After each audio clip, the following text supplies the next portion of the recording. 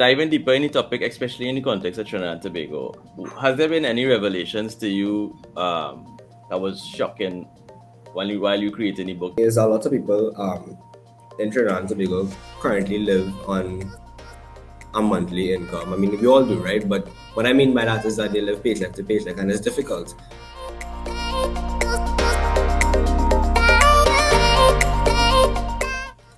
Guys, welcome back to Mike on the Mic. It's been a while, and just for some context, we're niching down now and we're getting into the business of finance. I have Asif on the line, and Asif, introduce yourself to the audience. My name is Asif Kasim. Currently an economist at the Telecommunications Authority of Trinidad and Tobago and author of the ABCs of Money book series. And I reached out to Asif because we're niching down into finance, and he has picked a very interesting niche. Why did you pick such an early generation to start the ABCs of finance? Well, I'm a single dad. So I have a 4 year old. She's gonna be five. She's gonna be five this year, and growing her up and having her on my side, I started looking at myself as a role model towards her. And the idea behind it was really just to start ensuring that she is developed as early as possible to understand the workings of finance and to understand how money works from an earlier age than reaching at the age of 18 or 20 and then starting to understand how money works when she starts her career. So it's me trying to use my experiences in life and kind of teach her it from an earlier age so that she doesn't have some type of regrets or anything like that, like how I may have experienced. So it's really for me to inspire her, to be her role model, for her to be a better human being, and not only for her. So I understood that if I'm a parent and I have these issues with finance and everything like that, then all of the parents or all of the human beings may have it as well.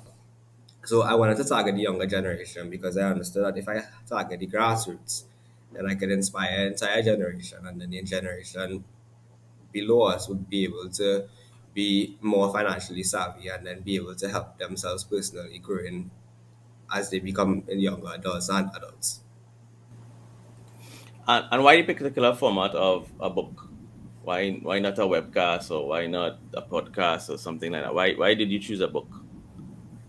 Because when I was doing my initial research and everything like that, I initially did the book as a soft copy book, and I realized that parents weren't really taking on the virtual or the soft copy type of content. And then I had to change because the market itself spoke to me and said that they rather the physical books for kids because they want to hold it, they want to go through it with the kids.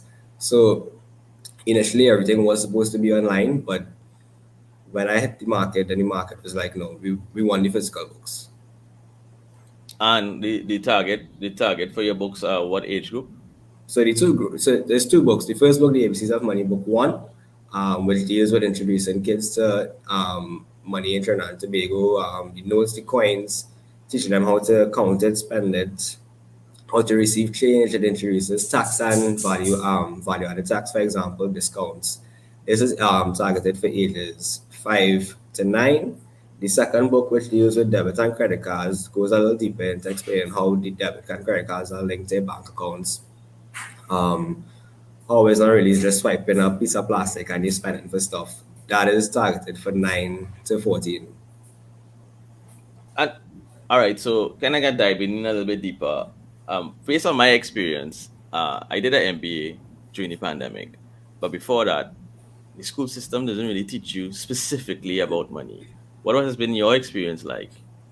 Yeah, exactly. You're right. My entire schooling haven't dealt anything specific with how money works in the real world. Even doing economics, more theoretical, nothing really too much application, and it was really just textbook based. And still, as an economist, I haven't been able to understand exactly how money works and the ability to learn how to save and invest and why you should not always just spend the entire paycheck and the ability to do budgeting and savings and everything like that. Yes, I also did some accounting, so I understood financial statements and those things, but it was more theoretical based, textbook based on a hypothetical situation.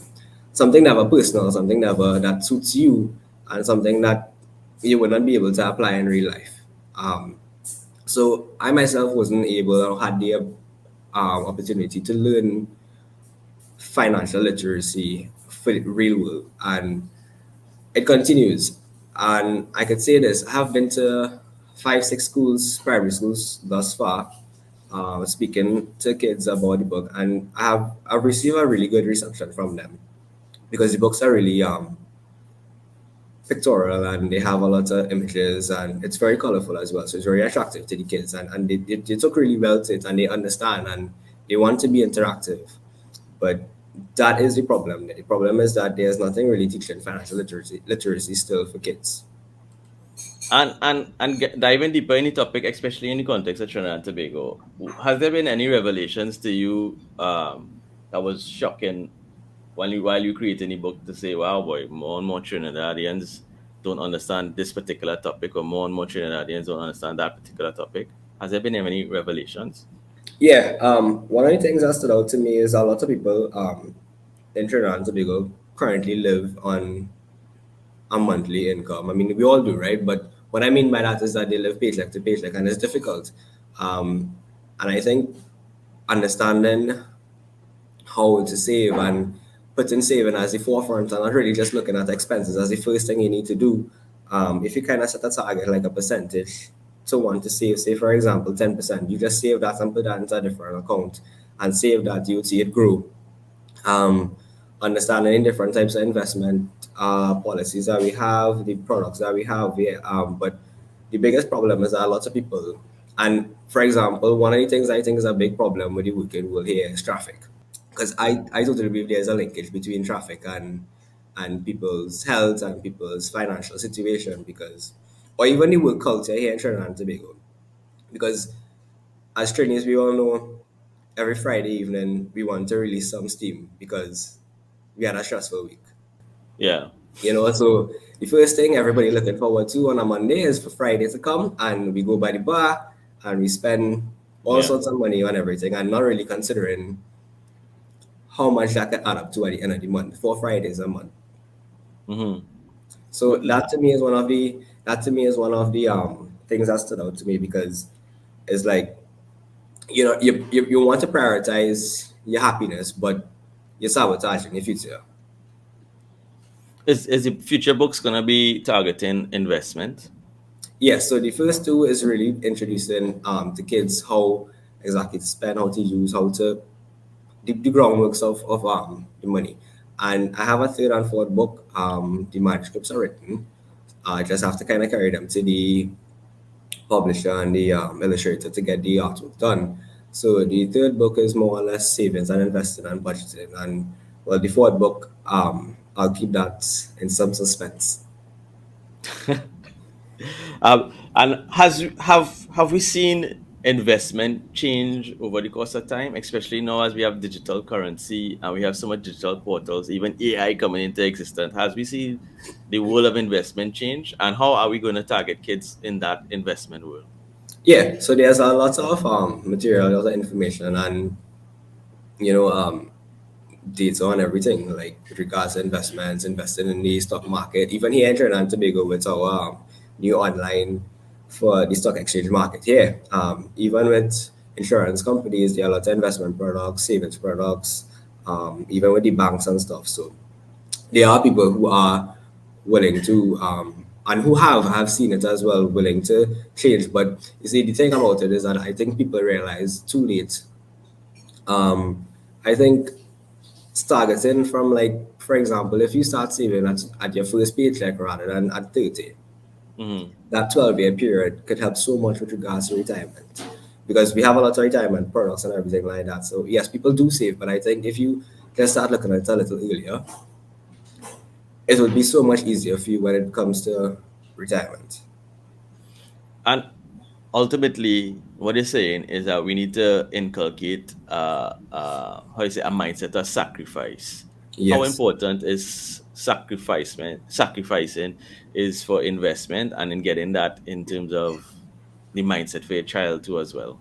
Right. So that's very important, because you need to instill some type of discipline, because every action has a consequence. And you need to kind of understand from early that as much as you want to enjoy the present situation, and by all means you should. Um, to gain something in the future, you have to take something back. You have to give up something, and there's a concept in economics called opportunity cost, where you choose something, but you have to give up something. You can't have everything at once.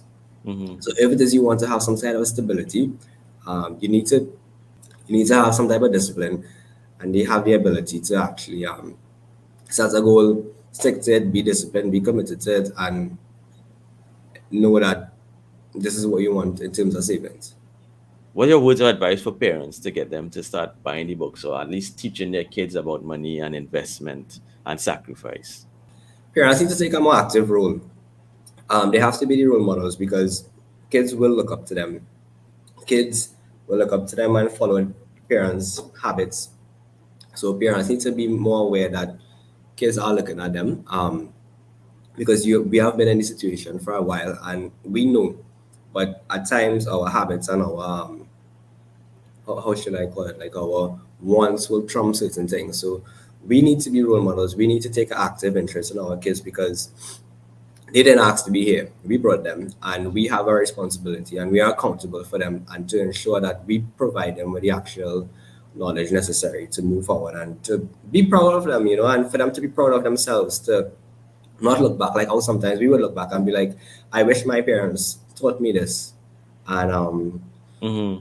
like we are the ones, we are the leaders, and we need to take the knowledge, we need to take the time to actually sit down and speak with them and be open with them because this generation likes to talk. So I could talk to them. Like for example, right now what I do with my kid, and she's only 4. I gave her a wallet, I gave her a little allowance. I spoke to her and I told her, well, you know what, when we play with toys, let's help clean this up and I'll give you an allowance. Then we'll go to the shop or for, somewhere, and I'll let her stand in the line. I will let her, like read the price tags. I would let her pay. So these little things could add up and they'll be able to better understand. So, like, for And example, one of my final questions, is there a difference between an investment mindset and an entrepreneurship mindset? um, yes, entrepreneurs are basically people who are problem solvers. They look at a problem, they find a product to be a solution to that problem. An investor is one who takes capital, take money, and they put it into a product, or they put it into a business, or they put it into an account which will compound interest. So both ways are pretty good ways to as it were, earn money, but they both have risk. They both have different issues with them. So it's really all up to the person and what their beliefs and what they want to do. Thank you, Asif. Thank you for coming on, Mike. Before we leave, and you guys out there, make sure share the content. I know this is a serious topic. I know we have changed gears here on Mike, Mike, but it's necessary to get the information out there. And I want to be able to start a community to get that information out there. And just like yourself, want to be able to inspire young minds, or even parents like myself to be able to understand how important it is for us to start teaching our kids the right things. If people want to go out there or they want to get access to your books or even access to you, how can they make that contact? Right. So what they could do is that I have an Instagram page. The name of the page is ABCs of Money underscore Leo. They can also contact me on 768-9732. My books are available they're currently available at Scribbles and Quills, Paper Based Bookshop, Caboodle Gift Shop, The Cottage, Excellent Stores, Starlight, Nigel Khan, Shock and Stock, and the Crayon Box.